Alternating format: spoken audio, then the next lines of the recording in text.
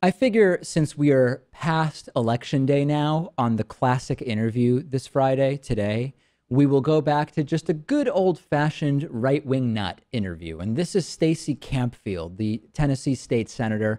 This was a conversation we had. The incredibly anti gay Stacey Campfield kicked out of a restaurant in Tennessee for being anti-gay. I know that this is a favorite of many in our audience. I know lots of our new viewers and listeners have never heard this, so we're going to play it for you. Let's revisit my interview with Stacey Campfield back from January of 2012. Tennessee State Senator Stacey Campfield, Republican from Knoxville, is back on the show. He made some news last week when he did an interview with SiriusXM's Michelangelo Signorile. Senator, you made a number of claims during that interview, including that it was virtually impossible to contract AIDS through heterosexual sex. You also said that homosexuality is dangerous. Tell me, what exactly is harmful about homosexuality? That maybe is a good place to start. Sure. Well, the act of homosexuality, I mean, if you're talking about anal sex, is very, and I'm sorry if this is too graphic for some people, but it is very risky behavior. You have a very high rate of catching disease from it. Vaginal intercourse between a man and a woman, your odds are actually, and I've got links on my blog at www.lastcar.blogspot.com. I have links that say that the odds of someone actually catching AIDS from vaginal intercourse with just an average person, not a high-risk person, but an average person, are about 1 in 5 million. Now, obviously, if you're having sex with an IV drug user, homosexual, bisexuals, hemophiliacs, people who are from Africa, the continent of Africa, not Africans per se, but people actually from there, your odds are obviously going to go up.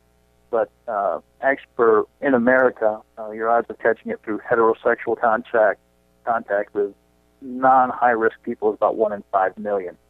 Yeah, it's interesting because you're saying something which is very common with a lot of I guess, anti-gay individuals, which is when you ask them what's bad about homosexuality, they obsess about two men having sex. And it's incredible to me because homosexuality is something that exists in, as I'm sure you know, thousands of animal species across, tens of millions of years, if you believe the Earth has been around that long. Why does the focus about homosexuality in a moral sense become about two men having sex? How can we take that and say homosexuality is immoral or harmful? I don't understand that. Why is the fixation on anal sex? Well, obviously, like I said, because first of all, it's not a healthy lifestyle. It's very dangerous. The average homosexual, for a variety of reasons, has about a lifespan of about 24 years shorter than the average person. Yeah, well, you got that from Paul Cameron, who's been widely discredited. That statistic has been widely discredited, and I mean, if you got it from somewhere other than Paul Cameron, let me know. But I looked into that, and that's just flatly not true. There's statistics for insurance companies who do that sort of thing, and when they always try and discredit, they always say, "Well, what about older men in monogamous relationships?" Yeah. Well, I hate to say it, but most homosexual relationships, well, I shouldn't say most. Many homosexual relationships are not monogamous. They're much more prolific, I guess that's the word, with with what they do in their life. How do you know that?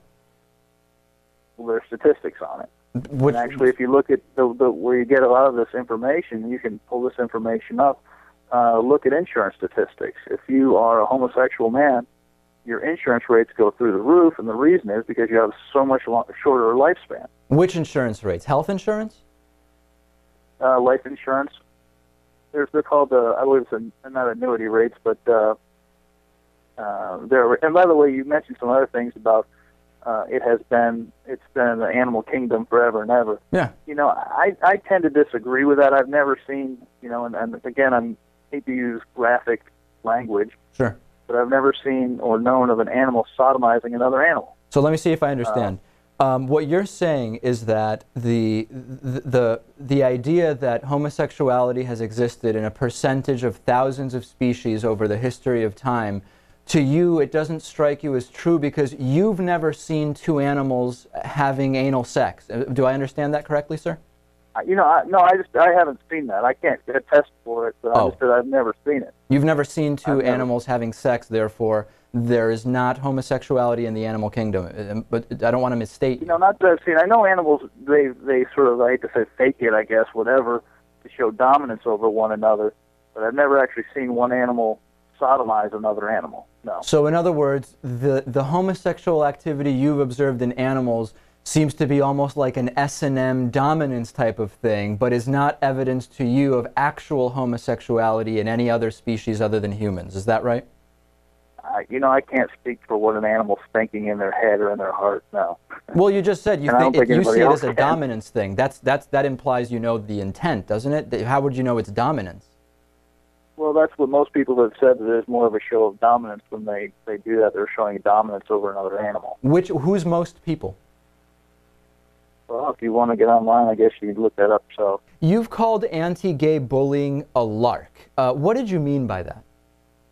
We already have it. Homosexuals are covered by anti-bullying laws, or our anti-bullying laws already. So to say that we need new bullying laws, and you know, we need to have special groups come in to talk to children about homosexuality because of bullying, is not really true.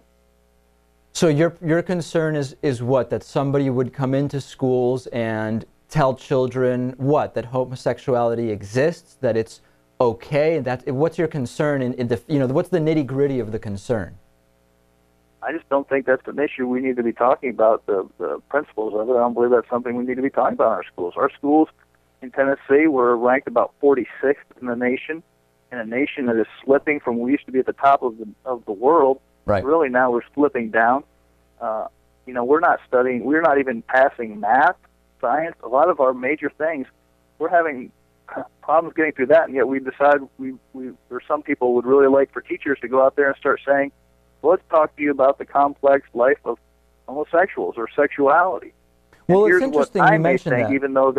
Even though there may not be, teachers are not psychologists, they're not psychiatrists, they are not, I don't think they're someone who knows when every child in the classroom may be prepared to hear about these issues.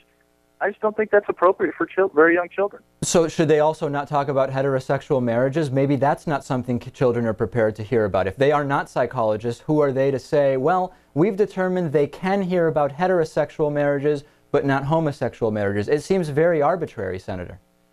Well, actually, we don't teach that. Actually, and my bill would take care of that, because my bill, all it talks about is natural reproduction. What's your reaction to our home state of Massachusetts here, which was the first to legalize gay marriage and has very strong anti-bullying and other anti-discrimination legislation related to homosexuality? We're doing incredibly well education-wise. What's going on? I don't think the two are connected. Oh. I really don't. I think, you know, you may be doing great with education. There may be other factors there that, hey, maybe Tennessee wants to model. But is it homosexuality that's something we have to, education on homosexuality, does that somehow make your educational system better? I haven't seen any proof of that. Like I said, we've passed some great legislation talking about bullying. I don't think anybody should be bullied, no matter what lifestyle they have. Fat kids get bullied, skinny kids get bullied, small kids get bullied. And when you say lifestyle, you mean that somebody just chooses to be everybody. homosexual. When you say lifestyle, you mean someone chooses to live a homosexual lifestyle, is that right? Excuse me? When you say lifestyle, am I right to hear that you're saying somebody who is homosexual has chosen that lifestyle? Well, I mean, I don't. The activity, I think, is a choice. We are human beings, so we have choice over what we do with ourselves. So, say someone chooses to have sex, or yeah, I'd say that's pretty much about right. Okay. Hey, last thing. I know you have to go because you have another interview coming. Is it true yesterday you were kicked out of the bistro at the Bijou on Gay Street by owner Martha Boggs because she didn't like your anti-gay stances? Is that true? Well, yeah, it is true. She asked me to leave. Yeah. It's unfortunate that some people, you know, we can't sit down and talk about issues. That you know, it's always funny. I always say liberals are the most open-minded people to different points of view until someone actually has a different point of view, and then they sort of freak out and don't know how to handle people with different points of view. So in a sense, we might say you were unfairly discriminated against. Would you say that? Well, some people have said that you know, my civil rights were violated if I were to base it on my religious beliefs, base my views on my religious beliefs, that I would be covered by the 1964 Civil Rights Act. But I haven't really said that. Right, but so maybe I guess you're getting a sense for how homosexuals feel. What? I guess you're getting a little bit of a sense for how homosexual people feel when they're discriminated against. Maybe, Senator? Well, I'll be honest with you. I would not frequent a place that said we're not going to serve homosexuals at a restaurant. I wouldn't go there. Okay. No, I would not. If someone said, hey, I'm not going to serve homosexuals, I don't think we should be discriminating based on that. I don't think that's a valid reason. You know, Senator, I think that's the best thing. That's the one thing we agree on the most from this interview. Tennessee State Senator Stacey Campfield, Republican from Knoxville. I will let you go. I know you have that other interview going. Thank you so much for joining us. No problem. Take care.